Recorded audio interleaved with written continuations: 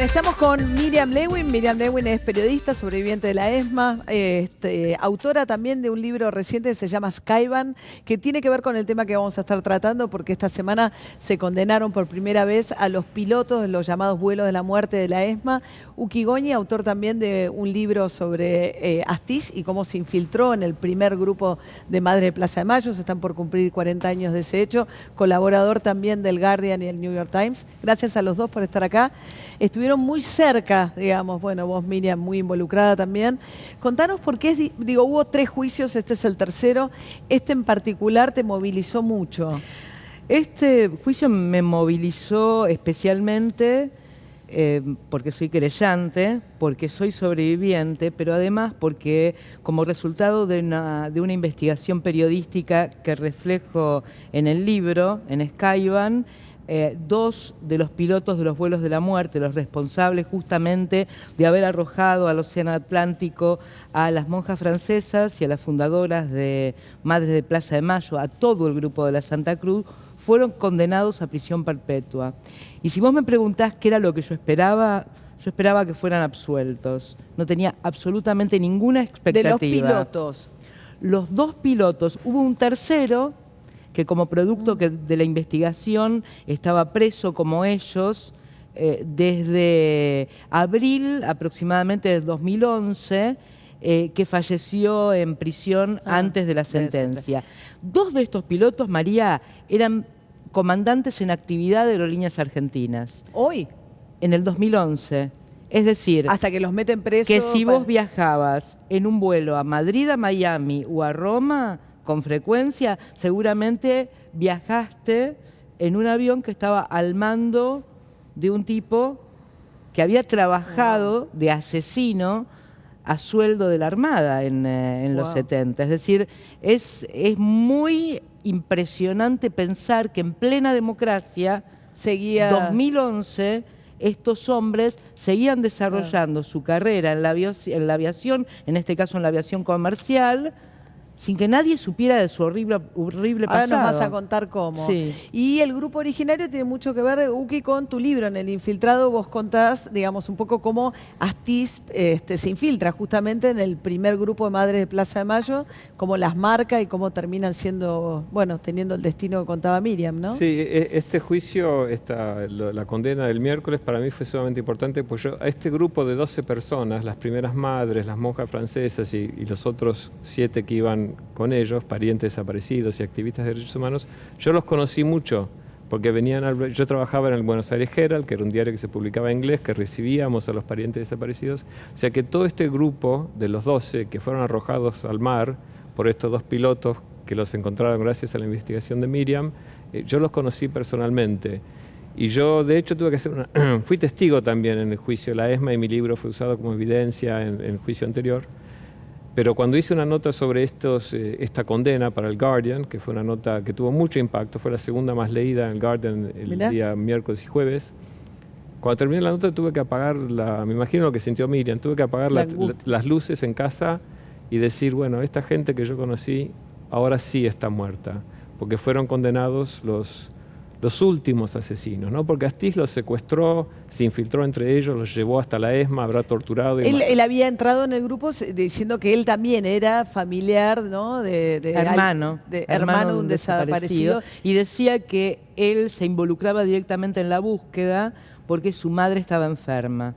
Entonces se hacía cargo y así disculpaba que su madre, porque lo regular, lo común, era que las madres se acercaran al grupo, salvo excepciones. Y que se reunían en una iglesia, además, bueno, estaban las monjas francesas, que hizo que este caso tuviera también mucho impacto internacional. Quizás el caso de mayor impacto fuera de la Argentina, ¿no? Fue el de las monjas francesas, Están las 2 monjas francesas, obviamente, y además el hecho de las primeras madres, ¿no? Porque acá están arrojando un avión a 2 monjas, a 3 madres, y creo que son varias mujeres. El grupo ese son muy pocos lo que es un femicidio en masa casi, porque de ese grupo de 12 creo que son 3 o 4 nada más que son varones. ¿Y el grupo de antropología detectó, digamos, que habían sido arrojados al río? En principio estos cuerpos aparecieron, y por eso se pudo entrecruzar la información, estos cuerpos aparecieron pocos días después del 14 de diciembre, que fue el último día que las monjas y las madres fueron vistas en el centro clandestino de detención de la ESMA,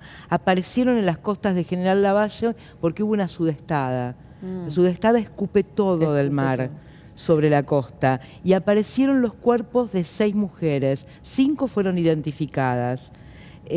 Las 3 madres, entre las que está la amiga del Papa, Esther Cariaga, una de las monjas y Ángela Aguad, una expresa política cuyo marido en ese momento también estaba detenido. Ahora, claro, lo que señalaba Uki no lo había pensado, ¿no? El hecho de que fuese un grupo de mujeres, ¿no? Que terminan arrojadas, bueno, seguramente drogadas, ¿no? Muy notable, porque y de Ángela Aguad, que era una muchacha tucumana, yo me acuerdo, porque las madres que venían a verme, yo tenía 23 años, las madres tendrían 43, me parecían ancianas, pero Ángela Aguad era una muchacha que creo que tenía 26, 27 años, y ella me venía a ver mucho al Jera a decirme que su marido estaba preso en Tucumán. Y yo tuve una deuda con ella, porque yo siempre le decía, tu caso no es grave. Nosotros publicamos casos de desapariciones. Tu caso, la verdad que no puedo publicar algo porque tu marido vos sabes dónde está y puedes visitarlo. O sea, que ella haya aparecido el cuerpo y que gracias a la investigación de Miriam puedan haber condenado a los que piloteaban o directamente los arrojaron desde el avión, es de una significancia enorme. Para vos, claro. Contá, Miriam, cómo es, porque es muy relevante, ¿no? Cómo dan ustedes con los nombres las personas que llevaban adelante estos vuelos. Pues no son los militares, como bien señalaba, no es Astí, no es Acosta, no son los represores. Son los integrantes del grupo de tareas, los más conocidos. Que ya habían sido además condenados en otras causas y que volvieron a hacerlo ahora, ¿no? Claro, todo empezó cuando un fotógrafo italiano vino a hacerme unas fotos para un reportaje porque soy sobreviviente. Yo lo recibí con bastante fatiga porque la verdad es que mi deber es testimoniar, pero en general yo trato de que entrevisten a otros sobrevivientes. Él insistió, me sacó unas fotos en un bar donde nos encontramos y me preguntó, Miriam, ¿vos sabés dónde están los aviones de los vuelos de la muerte? Y yo le dije que no, pero que además, ¿para qué podía servir? Y él me dijo, puede servir para localizar a los pilotos asesinos. Los aviones, ir a buscar el artefacto, o sea, el destino del artefacto. Él estaba convencido, porque viene de una cultura donde las cosas, los objetos son muy analizados. Él es un romano, ha crecido rodeado de ruinas que son analizadas, conservadas. Él no podía entender cómo nosotros... Se había perdido el rastro. Éramos tan desapegados en cuanto a los objetos. Él siempre cuenta la anécdota, se llama Giancarlo Cheraudo y es un eximio, excelente fotógrafo. Él siempre decía, fui al Olimpo, abrí una heladera oxidada en un pasillo y encontré diarios de la época, de los 70. Nunca nadie había abierto esa heladera y ya había sido recuperado como espacio para la memoria. El Olimpo, que es uno de los centros clandestinos que... Claro. Y entonces que fueron a buscar los registros de nosotros ubicamos a todos los aviones que habían participado de los vuelos de la muerte, según la información que le había dado Adolfo Silingo, el marino arrepentido, que participó de 2 vuelos, a Horacio Berbisky por un lado primero y después amplió en un libro propio que se llama Por siempre nunca más. Los aviones tenían 2 modelos, los Skyvan o heladeras volantes, muy feos pero muy resistentes y muy nobles, y los Electra Lockheed. Los Lockheed estaban todavía en la Argentina, los Skyvan habían sido vendidos al exterior. Uno estaba en manos del ejército, de las Fuerzas Armadas británicas, otro está en Luxemburgo y el tercero en Fort Lauderdale. Da la casualidad de que el primero al que accedemos, que es el de Fort Lauderdale, tenía consigo, es decir, el propietario, el nuevo propietario que lo hacía hacer vuelos como correo privado entre Fort Lauderdale y las Bahamas, tenía todas las planillas de vuelo de toda la historia del avión. Cuando un avión se vende con quién voló, cuánto voló, qué ruta hizo. Y ahí aparecen estos nombres de estos pilotos que ya habían dejado las fuerzas militares y se desempeñaban como pilotos privados de aerolíneas. Pero ¿qué pasa? Eran muchísimos los vuelos. Entonces hubo que empezar a analizar cuáles de estos vuelos eran irregulares, cuáles llamaban la atención. ¿Qué información teníamos de los traslados de los vuelos en la ESMA? Que eran los miércoles, generalmente por la noche, que salían de Aeroparque o de Punta Indio. Entonces empezaron a filtrarse esas planillas para hasta que detectar. se dio con el vuelo del 14 de diciembre del 77. El 14 de diciembre del 77, las monjas francesas fueron fotografiadas frente a una bandera de los montoneros en el sótano de la ESMA. Claro. Para enviar a la prensa francesa y frenar los reclamos contra la dictadura argentina. Y de ahí no se la llevaron en este En ese vuelo. momento, a partir de ese momento, ellas y todo el grupo de la Santa Cruz fue sacado de la ESMA por el playón.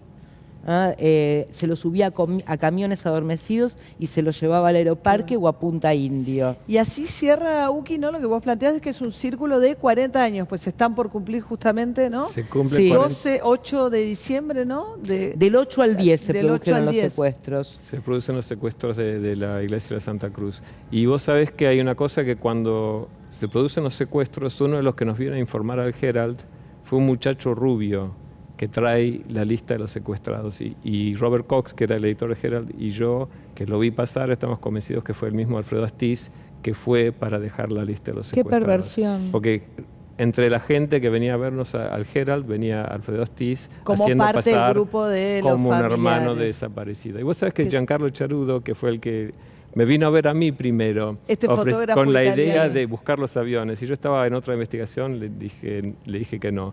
Y Yo por no eso fui la yo- primera opción. Sí. No, pero fue en la el mejor libro lo opción. relato bien Fukigoni y también Qué a genial. Joe A Joe Goldman. Goldman también. Y Joe Empezó con Goldman Joe. fue el que dijo que Te lo- tenía que recurrir a mí. Es genial, ¿no? Imagínense un fotógrafo italiano con esta gran duda de quiénes habían piloteado esos aviones de los vuelos de la muerte en hechos paradigmáticos y de trascendencia mundial, porque realmente esta parte, ¿no? De las monjas francesas, las primeras madres fundadoras. Acá no tuvo mucho impacto esta noticia, se vio, ¿no? Vos comentabas. Creo que me sorprendió muchísimo por dos razones. Uno, porque por el tema de que son 2 pilotos de la muerte. Eran 5, 3 fueron absueltos y 2 lo condenaron. Y eso no tuvo relevancia en la prensa. Y otro, que una de las madres que fue arrojada es Esther Cariaga, que era una íntima amiga del Papa Juan Muy Pablo, íntima. de De Papa Francisco, de Jorge Bergoglio desde la adolescencia de Bergoglio. Había sido jefa de él en un laboratorio donde él trabajaba. Y Bergoglio claro. siempre habla de ella, que Esther Cariaga había sido una política importante en Paraguay, era paraguaya, feminista en la década del 30, Ah, mirá. y Bergoglio dice que él la influenció mucho políticamente en su pensamiento. Y 3 absueltos, Miriam, ¿por qué? Porque se consideró que la prueba documental no era lo suficientemente fuerte. No están vinculados con esta investigación, pero son Rubén Ormelo, que en Aeroparque, siendo mecánico, confesó a un grupo de compañeros de trabajo que había participado en vuelos de la muerte, y de la misma manera lo hicieron Emir Cisurges en Bariloche, mientras era gerente de un complejo turístico. Efectivamente había sido piloto naval, y el más importante y más conocido y el que tuvo más difusión internacional fue Julio Poch. Julio Poch es un piloto originalmente argentino, nacionalizado holandés, que sí. en Bali, en una misión en Bali, habló ante sus camaradas sobre los vuelos de la muerte y su participación. Que y trabaja fue en denunciado Lufthansa, por ¿no? ellos. Fue denunciado. Trabaja en una compañía que es subsidiaria, es parte de KLM Transavia. Y ellos quedaron absueltos. Bueno, no Sí. sé, a mí me importaba muchísimo tenerlo, digamos, porque también consideré que había pasado un poco fuera del radar de los medios este juicio De tan, los medios esta de los sentencia medios nacionales. De los medios nacionales, Como sí. te- Internacionalmente Sí. En fue... el Guardian fue la segunda nota Está más mal. leída en ese día. Quizás también fue una semana muy movida con la información acá también, pero digo, me parece que es un hecho de una relevancia histórica muy grande, así que les agradezco mucho a los dos que hayan estado acá esta noche para poder hablar de esto. Gracias a vos. A ustedes también, gracias por habernos acompañado y nos reencontramos el domingo que viene. Muy buenas noches.